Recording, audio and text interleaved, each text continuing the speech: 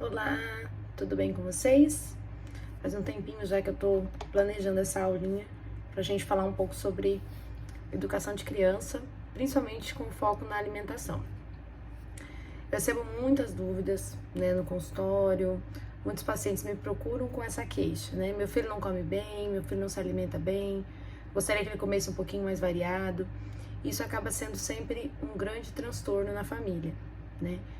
Mas aí eu separei algumas dicas para passar para vocês, né? Conhecimento que eu tenho assim adquirido aí de bastante tempo, juntei também um pouco da prática, ainda estou aprendendo muito, né? Porque quem me conhece e está me acompanhando há mais tempo sabe que eu tenho gêmeos, né? Sou mãe de gêmeos e os meus bebês têm 2 anos e 2 meses. Então eu ainda não cheguei em algumas fases aí da alimentação que para poder até falar com propriedade para vocês como conduzir, né? Mas eu estudo bastante essa área e eu já acompanhei outras famílias com essas mesmas queixas, então eu acredito que eu posso falar um pouco com propriedade sobre esse assunto. E na prática, aqui na minha família, a gente sempre teve quintal produtivo, a gente sempre teve horta, né? A gente sempre tinha uma dor de cabeça, algum mal-estar, sempre fazia um suco diferente, uma receitinha diferente. Então, o alimento sempre teve muito presente, principalmente nesses momentos, né? Que a gente adoece, que a gente não está tão bem. Então, a nutrição, ela veio como uma opção de escolha para mim por conta disso. Mas o que realmente me chama atenção e eu vejo que eu faço muita diferença é na nutrição clínica.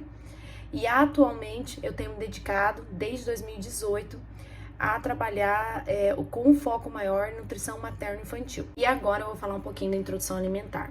A introdução alimentar sempre é uma das maiores dúvidas, principalmente das mães modernas, né? Antigamente, com uns 4 meses já começava para apresentar um suco, um líquido e depois ia progredindo. Com 6 meses aqui eu já estava até comendo bastante comida, né? Mas hoje o protocolo, a recomendação é por volta dos 6 meses, né? O que eu posso dizer para vocês é que não existe uma introdução alimentar perfeita, um método perfeito. Não existe. Existe aquele método, aquela orientação que vai ser personalizada para sua família, para sua necessidade. Então tudo depende, né, da família, do que a família quer. Eu sempre gosto de conversar com os pais e falar para eles o seguinte: a alimentação você vai começar a apresentar. Então, até 1 ano, 2 anos, podemos colocar ali, é um período de apresentação, é um período de interação, é um período é uma responsabilidade mesmo do cuidador, né? De estar mostrando os alimentos, ensinando os alimentos, né? O método BLW, ele ficou muito famoso nas mídias sociais, né? Ele ficou, porque as pessoas que já praticavam o método começaram a postar e acabou que isso foi divulgando e crescendo e hoje existe uma comunidade enorme, né? Eu concordo sim com muitas coisas do método, eu acho que tem que sim respeitar a saciedade da criança, a gente tem que deixar a criança interagir, mas tem famílias que a gente não consegue trabalhar um método como ele é proposto na raiz dele, né? Então a gente precisa fazer essa adaptação. Nos 2 anos da criança, ela vai passar praticamente em casa, com a tua família, com os cuidadores, com as pessoas que você escolheu, que pode, né, ficar com ela. Então, a gente aprende por assimilação, a gente aprende pelo exemplo. Então, o exemplo da família ou do cuidador vai fazer muita diferença no desenvolvimento da educação nutricional dessa criança, né? São 9 meses, é só você responsável totalmente por aquele bebê ali, né? Então, o que você come impacta na saúde do bebê, né? Como você está dormindo, o exercício que você faz, o trabalho que você faz, tudo isso. Então tem coisas que você não consegue terceirizar, né? E a educação você até consegue terceirizar. Mas na prática, porque eu tenho visto aí nesses 12 anos praticamente, né, acompanhando o desenvolvimento de famílias, cuidando, né? Eu tenho pacientes que estão comigo desde quando eu comecei a trabalhar. Então, a gente vê o desenvolvimento, né? O pai e a mãe realmente, né, eles são primordiais no processo de educação, né? Eu sou cristã, confio muito nisso, acredito muito nisso, né? Que o pai e a mãe são os responsáveis primários, assim. Vovó tem a sua responsabilidade, ela pode ajudar, mas ela é vovó, né? Então, eu acho que cada coisa tem que ficar no seu devido lugar. Durante a introdução alimentar vai haver várias situações, como a vida da gente né? Às vezes a gente não coloca lá uma meta que a gente não vai comer pão, a gente vai ficar tantos dias sem comer pão e de repente a gente tá comendo pão de novo. Criança é assim também, às vezes você vai querer introduzir um alimento para ela, ela vai comer naquele dia, mas no outro dia ela já não quer, e aí você fica naquela ansiedade, naquela angústia, aquilo vai gerando um transtorno na família que precisa ser gerenciado da maneira adequada, né? A criança, com o desenvolvimento, né? Se você pegar a escala de Denver aí, que tá inclusive na cartilha de vacinação, digitar na internet você vai ver, tem as fases do desenvolvimento, né? Então a criança, ela tá aprendendo várias coisas ao mesmo tempo, ela tem a parte de motora, tem a parte neurológica, ela tem a questão da alimentação, né, que é importante. Então, a gente tem que levar um primeiro princípio, assim, comer para viver ou viver para comer, né? Então, assim, a gente tem que comer para viver, né? Se você vive só pensando em comida e você cria esse hábito desde pequeno na criança, é algo que pode ser difícil de ser lidado lá na frente, né? Principalmente hoje a gente está vendo isso, né, em relação à obesidade infantil. Às vezes eu atendo crianças que estão obesas, né? Já atendi filhos de pediatra obeso, né? Eu falo assim, cara, seu filho é obeso, você é pediatra, você sabe como a obesidade pode trazer malefícios para a saúde da criança, né? Então, eu organizei alguns tópicos, então eu vou falando brevemente para ficar mais claro para vocês. Ponto importante, capacidade gástrica do bebê. Então, que nem eu já falei para vocês em relação ao que ele nasce, né? A gente chama de 6 meses a 1 ano introdução alimentar, porque realmente ele está aprendendo. Então, o leite, ele ainda é a base da dieta da criança, seja o leite materno ou o leite da fórmula, né? Ou outro leite que você usa, mas ele é basicamente ainda a fonte nutricional mais importante para esse bebê, né? Você falar assim, sem um profissional, falar, não, começou a comer 6 meses, já pode tirar o leite do bebê? Cuidado, porque talvez esse profissional não tenha criança em casa, né? Talvez ele não veja como que uma criança se comporta, né? Porque com 6 meses a criança não vai comer uma pratadona de comida, né? Então a capacidade gástrica do bebê é reduzida, né? Então ele vai comer pouquinho mesmo, é esperado que ele coma pouco, né?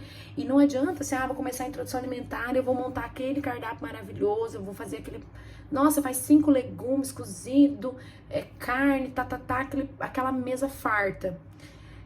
A introdução alimentar eu sempre oriento, a gente tem que trabalhar com pouco e trabalhar essa constância, né, de preparação, de sabor, de apresentação do alimento, mas tem que ser devagar, não adianta eu querer trazer tudo, né, senão a criança ela vai ficar confusa, né, então é muito mais fácil, igual quando você começa a ensinar a ordem para a criança, é muito mais fácil você ensinar, vai lá, pega o teu brinquedo e guarda naquele potinho ali, ou guarda ali naquele armário, do que você fala para ele assim, arruma teu quarto inteiro, né, então é muita informação para ele.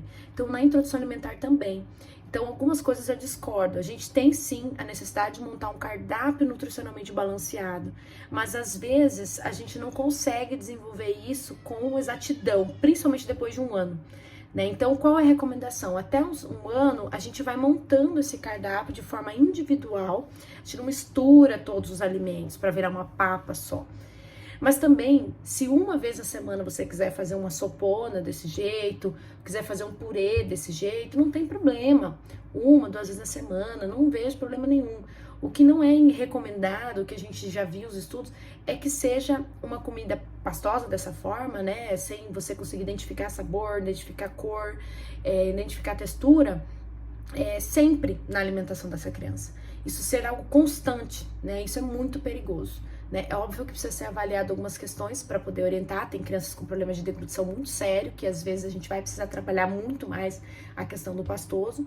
Mas uma criança normal, que é o público que eu tô falando aqui com essas aulinhas, uma criança normal, que está se desenvolvendo normalmente, ela não tem necessidade disso, né? A gente vai trabalhar os alimentos na sua integralidade ali, separados, né, no prato montado para ela ver as cores, né? Às vezes ela não vai querer experimentar tudo, né? Mas é o nosso papel de cuidador de estar mostrando, né? De estar falando. Não adianta também querer falar muito, porque eles não entendem, eles não têm nem desenvolvimento neurológico ainda avançado para poder entender que aquele alimento, como eu vou comer cenoura porque tem vitamina A, né? Porque tem beta-caroteno. Eles não entendem isso. Então, eles vão entender assim, quando a fala se apresentar, né? Aí eles começam, você consegue interagir um pouquinho mais com eles em questão da fala. Então eu sempre digo para os pacientes assim, introdução alimentar dos 6 meses a 1 ano é super tranquila. É muito difícil a gente ter assim episódios de estresse na introdução alimentar de 6 meses a 1 ano, né? Pelo menos pouquíssimos clientes minhas me reclamaram disso, né?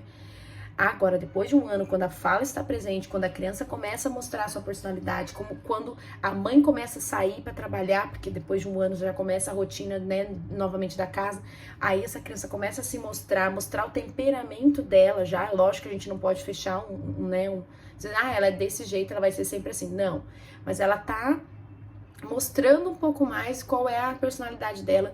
Isso vai ser muito mais trabalhoso. Então eu sempre falo, 6 meses a 1 ano, tranquilo. Pra comida, pra mostrar pra ela, ela já abre a boca e come, assim, vai. Quando vê, você... É muito fácil, existe um viés ali, é muito fácil você ficar só dando a comida, sabe? É muito fácil isso. Só que quando você tá nessa dinâmica, você entra nessa dinâmica de ficar só dando a comida, muitas vezes com o celular na frente, né? E a criança não estar percebendo, ela não ter a percepção que ela está comendo, você pode estar entrando numa situação muito complicada, né? Por quê? Porque aí vai ter um momento que ela vai precisar comer por si só, né? E quando chega esse momento, ela já tem mais domínio de si, ela não quer que você dê a comida na boca, você não vai conseguir abrir a boca e dar. Você tem que despertar nela a vontade de comer. Tô vivendo isso na prática com os gêmeos, né? Já tinha essa visão, porque já atendi muita criança, já acompanhei muita criança. E o que eu posso resumir para vocês, até falar um pouquinho com propriedade. Cada um vai ser de uma forma. E a gente vai precisar trabalhar dinâmicas diferentes para poder entender, para poder trabalhar, para entrar numa rotina, né? E vai ter dias que não é perfeito. Tem dias que eles não querem sentar na mesa e comer. Tem dias que eles não querem aquele horário. E a gente vai ter que ter paciência, explicar e não substituir por uma besteira e deixar, e assim vai indo, depois você oferece de novo aquela comida, né? Até eles irem entendendo. Então, com o passar do tempo, eles vão entendendo. Hoje, que eles estão com 2 anos e 2 meses, eu falo assim, senta lá na sua mesinha que a mamãe já vai levar o pratinho. Eles já vão lá, já sentam, fica esperando levar o pratinho. Então, se eu for pegar pra você, em 7 dias da semana, 6 dias da semana eles fazem isso. Tem um dia que realmente dá trabalho. Tem um dia que não quer, comeu mais às vezes no café da manhã ali, um ovo, alguma coisa que sustentou que ele não tem vontade. Aí ele já fica para almoçar depois com o pai. Então a gente vai tentando regularizar isso daí, mas nunca substituir por uma besteira. Nunca. Isso tem que ser algo muito sério. Então o que você quer para a alimentação do seu filho? Né? Coloca no papel o que você quer passar para ele, coisas que você aprendeu com a sua mãe, com a sua avó, né? Porque a gente tem que ser humilde de entender que os nossos familiares também têm experiência, né? A sua sogra tem muita experiência porque ela criou o seu marido, que é a pessoa que você escolheu para ficar a vida toda com você. Então ela tem que ser respeitada também, ela também tem a opinião dela sobre alimentação. Agora ela vai dar uma opinião, ela vai dar um conselho. Se você vai aceitar ou não, aí é uma decisão sua. Você vai tomar essa decisão. Mas você precisa ouvir, você precisa estar aberta a ouvir, né? Agora, deixar ela conduzir é outra história. Aí você tem que avaliar. É ela que cuida da criança ou é você, né? Porque a responsabilidade é sempre dos pais. Mas você tem que estar presente, né? Como você quer ser responsável se você não está presente? Se você não tem atenção, né? Às vezes eu tenho alguns casos de clientes que eu atendo que falam assim pra mim, não, mas a minha mãe fica dando muita besteira pra criança, tá? Eu falo, você tava onde quando a tua mãe tava dando isso, né? Qual é o horário que você está com a criança? Você já parou pra pensar por que a sua mãe tá dando isso, né? A sua mãe, às vezes, ela tá ali angustiada porque ela tem outras coisas pra fazer e ela tá com essa responsabilidade de cuidar da criança pra você, e a criança não quer, ela tá batendo de frente, ela não tem, às vezes, a mesma formação intelectual que você tem para respirar, para parar, para pensar como agir com aquela criança, né? Você tá aqui assistindo essa aula, mas às vezes sua mãe não tem nem capacidade intelectual de entender o que eu tô falando. Então ela vai fazer aquilo que o coração dela tá pedindo. Se ela viu que a criança gosta daquele biscoito, daquela coisa, ela vai acabar cedendo, porque na cabeça dela ela sabe que tem que comer alguma coisa, né? Então, vamos ser um pouco mais empáticos também com as pessoas que estão nos ajudando no processo. Agora, se você tem possibilidade de estar presente no momento, no trabalho que é feito da educação nutricional, que eu digo que é dos 6 meses até 2, 3 anos, pelo menos, se você puder estar presente, é fundamental. Por isso que a gente fala, né, que a criança vai para a escola lá pelos 4, 5 anos, né? Na verdade, 5, 6, né? Então, quanto mais tempo, melhor, porque ela já vai muito formada, ela já vai muito preparada, ela já está com a fala presente. Então, tudo isso ajuda no processo, né? E tem gente que fala assim, não, mas na escola, depois que começou a entrar na escola, começou a comer melhor, né?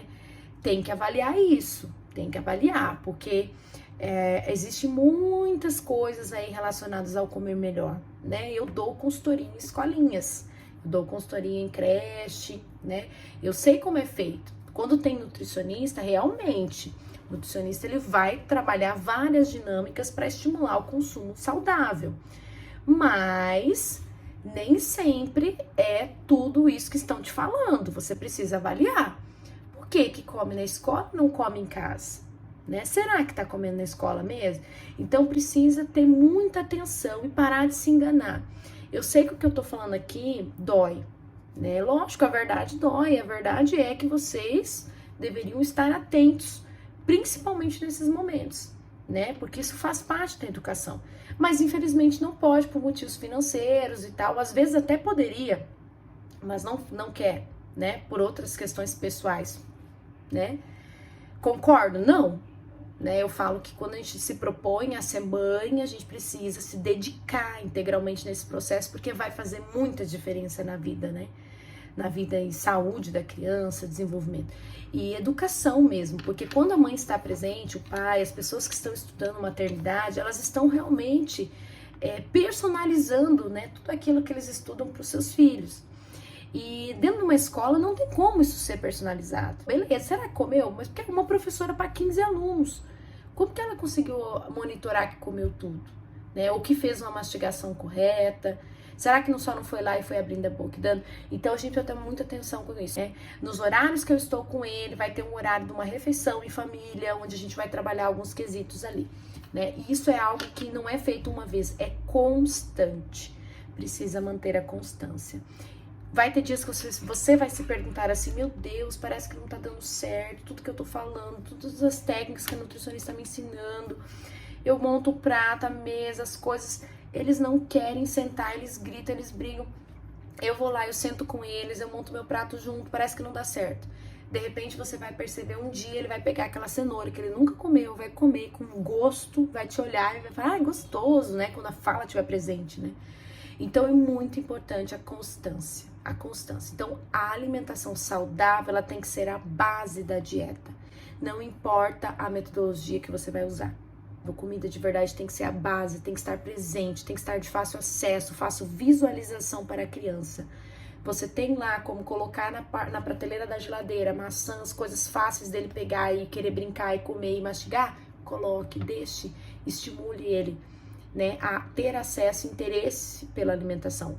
Estimule o interesse. Né? Então, isso seria uma das mensagens mais importantes.